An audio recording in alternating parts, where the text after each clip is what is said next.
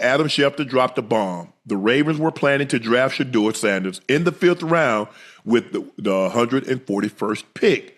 But before the Ravens could turn the card in, Shedeur let it be known to Baltimore that he didn't want to be on the roster with Lamar, where he wouldn't have a chance to play anytime soon. Shedeur did not want to be drafted by Baltimore and preferred to end up in a place where he might have a better chance to play sooner. We got a blockbuster Adam Schefter report that apparently the Baltimore Ravens were ready to draft Shedeur Sanders in the 5th round of the 2025 NFL Draft, but before they were able to turn the card in, Shedeur Sanders let it be known that he did not want to go to Baltimore to be the backup behind Lamar Jackson. Ravens beat the Browns by the score of 41-17. Ravens linebacker Kyle Van Noy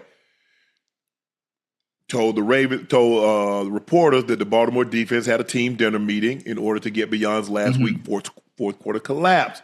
It worked. The Ravens are now 13-2 following losses since 2022. It was a 10-3 at the half. Myles Garrett said after the game, this ish is embarrassing. We got to be better on defense. We got to be better as a team. They slowly chipped away, and we did a solid job holding them to 3 when we could. But then eventually the dam broke, and we just whatever they wanted. And we have to continue to play for 60 minutes. Kevin Stefanski said after the game that he won't consider a QB change. Hey, Myles. This story right here, one of the most shocking, most controversial, and most dramatic moments of the entire 2025 NFL draft season. If you thought Shedeur Sanders' road to the pros was going to be quiet, clean, predictable, think again. Because of today's headlines, they're not about how he became a Cleveland Brown. Nope. The next year, I think this is incredibly short-sighted. Like, if you're in this situation, you want to go to an organization that is going to develop you, right? Here you have the Baltimore Ravens, the model of stability in the NFL. This regime's been together for how many decades now? They're about how he looked the Baltimore Ravens dead in the eye and said no. One of the most stable franchises in football? Turned down. Cold. Why? Because Shedeur didn't want to sit behind Lamar Jackson. He didn't want clipboard duty for 4 years while watching greatness from the sidelines. He wanted to play, to compete, to start, and so he forced his hand. The Ravens drafted someone else. 3 picks later, Cleveland swooped in like a hawk on prey. And just like that, Shedeur got what he wanted. But here's the real question. Was this genius or pure arrogance? Before we break it all down, make sure you smash that like button, hit subscribe, and if you ride with Shedeur no matter what, I want to see your comments flooded with SS 100%. Let's go. You trade Shedeur Sanders. You clearly are not sold on him right now. You're not sold on the progress that he's making, even though you're saying, hey, we're happy with where he's at. I'm going to be livid if it goes down, by the way. Shedeur says no to Baltimore and changes his destiny. Round 5, pick 141. The Baltimore Ravens had their guy. According to Adam Schefter, one of the most trusted names in NFL reporting, the Ravens were ready to pull the trigger on Shedeur Sanders. Think about that. Shedeur, Lamar, Baltimore, a franchise dripping in stability, tradition, excellence, a proven QB factory. Joe Flacco, Super Bowl MVP. Lamar, MVP, franchise cornerstone. And now, Shedeur Sanders, the son of Deion Prime Sanders, set to join them as the next project. Perfect fit, right? Wrong. At the last second, word came back from Shedeur's camp, we don't want to go there. Not because of money, not because of location, because Shedeur didn't want to sit, didn't want to wait, didn't want to be plan C behind Lamar and Tyler Huntley. He wanted reps. He wanted responsibility. He wanted a shot. So the Ravens, they moved on, drafted somebody else. I'm hearing Shedeur is not even running scout team. He's literally watching everyone play. Bailey Zappi's running scout team. I don't know if that's true. That's what I'm hearing. Why is he on the team? Why is he even here? If that's what you think about, because his jersey is selling, the Haslam's don't need jersey money, do they? And then just 3 picks later, the Cleveland Browns stepped up, called his name, gave him the landing spot he chose, engineered by him, controlled by him. Destiny? Rewritten. But critics? They're already lining up. One analyst called it incredibly short-sighted. Another said, you fall to round 5, you don't get to pick your team. So let's break it down. 2 sides, 2 paths, 1 massive gamble. The case for Baltimore: stability, development, patience. Let's start with what Shedeur walked away from. The Baltimore Ravens. Not just any team, an organization. John Harbaugh, head coach since 2008. Front office, locked in. System, proven. Culture, championship DNA. And when it comes to developing quarterbacks, they've done it. Again and again. Flacco won a ring. Lamar, MVP, franchise cornerstone. Imagine being Shedeur, sitting behind Lamar Jackson, learning how to extend plays, learning how to command a huddle under pressure, learning how to win in the NFL, not just survive. No rush, no panic, no desperate need to throw you into a dumpster fire situation. Just time, growth, mentorship. For a 5th-round pick, that's gold. That's peak development. Instead, he said no. Why? Because he didn't want to wait. He didn't want to be patient. He wanted the spotlight now. And that's why critics are calling him out. During ESPN's NFL Countdown, one analyst didn't hold back. Quote, Browns is the Browns. This is the most hype they've ever had. Like, it's the Browns. Exactly. So, he got drafted to the wrong team. That Sanders name, I'm telling you right now, there's only one person that understands business, and he will trade his quarterback for Sanders. Dallas is where Sanders is going to be. Wow. Because that name on the back of that jersey is legacy, and he's going to want that to ring bells around the globe. Jerry is going to have him. You just proved you're a 5th-round pick. You're supposed to be humble. You're supposed to learn. Instead, you're thinking about starting next year? That's crazy. And honestly, he's not wrong. When you fall that far in the draft, you lose leverage. You lose control. Your job isn't to demand playing time, it's to earn it. And if there's one place you'd want to fall as a late-round QB, it's Baltimore. Stability, structure, success, all waiting for you. By saying no, Shedeur didn't just turn down a team, he turned down one of the best developmental environments in the entire NFL.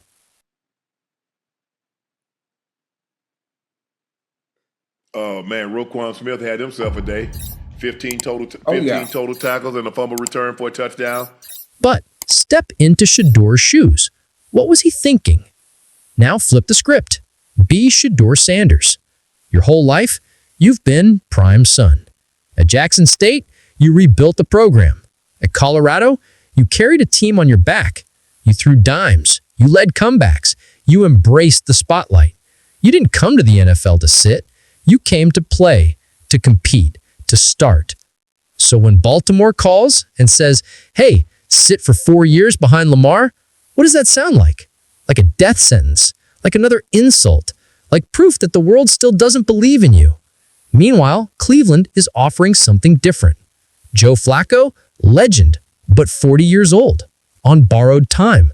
Dylan Gabriel, talented, but unproven. The depth chart, open. Show up, dominate camp, win the room. And guess what? You could be starting by week 6, maybe even week 1. That's the dream, right? Teddy Bruschi gets it. On the same ESPN panel, do you think it's far-fetched to assume the Niners trade Purdy to not want to pay him, that $55-60 million contract and then trade up to go get Shedeur? Okay, hold on a second. Would you want to do that? Are you counseling that for that to happen? No, I personally don't. No, but it's been talked about here locally. Are you serious? Yes. he said, I want to go to a team where I can compete to be a starter. Lamar's there forever. You're never playing in Baltimore. That's the bet Shedeur made. Forget safe. Forget clipboard. Bet on yourself. Even if it's risky. Even if it's messy. Even if everyone says you're wrong. But here's the problem. Cleveland isn't Baltimore. Where Baltimore is stability, Cleveland is chaos. Let's talk facts. Over the last 20 years, the Browns have started over 30 different quarterbacks. 30! From Brady Quinn, to Johnny Manziel, to Deshaun Keyser, to Baker Mayfield. It's a revolving door, a graveyard, a cursed franchise when it comes to QBs. And let's not forget what they did to Baker. Drafted him number 1, took them to the playoffs, won a playoff game. Then dumped him like trash. Today, Baker's thriving in Tampa, led the league in touchdown passes last season. Meanwhile, Cleveland is still searching, still hoping, still praying for the guy. So, ask yourself, did Shedeur just walk into a quarterback graveyard? Or did he grab a golden ticket? On one hand, he might get snaps this year. On the other, if he fails in Cleveland's unstable mess, bad O-line, bad scheme, bad coaching, bad results, suddenly you've got bad tape circulating. Teams label you not ready, not good enough. And once that label sticks, it's almost impossible to shake. So, yeah, this isn't just about opportunity, it's about survival. The rookie contract clock is ticking. Shedeur signed a standard 3-year deal. That's it. 3 years to prove he belongs. In Baltimore, he probably sits, maybe gets preseason reps, maybe garbage time snaps, but by year 3, he's polished, developed, ready for a second chance elsewhere. In Cleveland, he could be starting by mid-season, but with that comes risk. If he struggles, if the system fails him, if the line collapses, his career could be over before it even starts. This is the trade-off. Development versus opportunity. Safety versus spotlight. Patience versus pressure. Which would you choose? Just whatever they wanted, and we have to continue to play for 60 minutes. Kevin Stefanski said after the game that he won't consider a QB change. Hey, Miles, enjoy that $160 million. The human side. Pride, pain, purpose. Let's not forget, Shedeur didn't enter the draft thinking he'd be a 5th-round pick.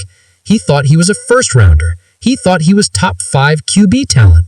He thought teams made a mistake letting him fall. So when Baltimore says, sit for 4 years, how does that feel? Like another slap in the face, another reason to prove them wrong. Cleveland's message, different.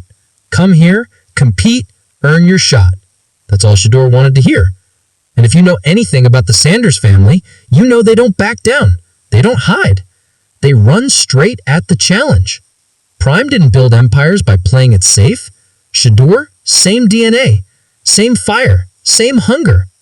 What if he's right? Now, here's the twist. What if Shedeur's gamble works? What if Flacco gets banged up week 4? Gabriel looks shaky. Shedeur steps in and dominates. What if this short-sighted move becomes the smarter play of his life? Remember Lamar? They said he couldn't throw, said he should switch positions, said he wouldn't last.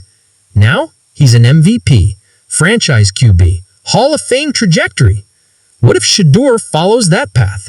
What if Cleveland, of all places, finally finds its quarterback in Prime's son? Wouldn't that be poetic? Wouldn't that be legendary? This isn't just football. It's a statement. This moment, it's bigger than X's and O's. It's about power, about players refusing to accept their fate as just another draft pick, about carving your own path, even if it's risky, even if it's messy, even if the world says you're wrong. Shedeur didn't let the draft decide his future. He spoke up. He made a choice. He turned down a franchise that wanted him because he believed in himself more. And whether you agree or not, you gotta respect that. That confidence, that fire, that's what greatness is built on. So was Shedeur incredibly short-sighted? Or was he bold, fearless, betting on himself the only way he knows how? Time will tell. But one thing's certain, this decision will define his career. If he fails, people will point to this moment and say, see, he should have gone to Baltimore. But if he succeeds, if he lights it up in Cleveland, then this becomes the moment Shedeur Sanders proved the world wrong. And that's the story, folks. Was this a massive mistake? Or is Shedeur playing chess while everyone else is playing checkers? Drop your thoughts below. Smash that like button if you enjoyed this breakdown. Don't forget to subscribe for more deep dive NFL drama like this. And if you believe in Shedeur Sanders, I want to see those comments flooded with SS 100%. Because love him or hate him, this young man is already rewriting the rules.